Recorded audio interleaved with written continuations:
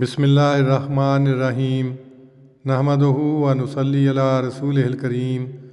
صحیح البخاری کتاب الوضو باب سب النبی صلی اللہ علیہ وسلم وضوءہ علی المغمئی علیہ، یعنی نبی صلی اللہ علیہ وسلم کا اپنے وضو کا پانی بے ہوش پر ڈالنا۔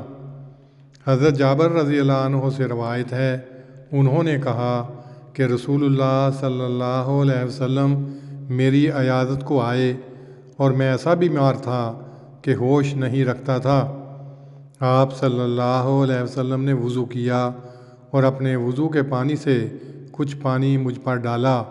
میں ہوش میں آیا اور میں نے کہا، یا رسول اللہ صلی اللہ علیہ وسلم، یہ میراث کس کے لیے ہوگی؟ میرے وارث تو کلالہ ہیں۔ تب فرائض کی آیت نازل ہوئی۔ اس حدیث کی تشریح میں لکھا ہے کہ حالت بے ہوشی میں پانی ڈالنے کے متعلق جو عنوان قائم کیا ہے، اس سے کسی مسئلے کا جواز یا عدم جواز ثابت کرنا مقصود نہیں، بلکہ پانی کی ایک عام تاثیر کی طرف توجہ دلا کر وضو کا فلسفہ بیان کرنا مقصود ہے۔ جواز و عدم جواز کے متعلق وہ گزشتہ بابوں میں ذکر کر آئے ہیں، جہاں آپ کے وضو سے بچے ہوئے پانی کو بطور تبرک استعمال کرنے کا واقعہ بیان ہوا ہے۔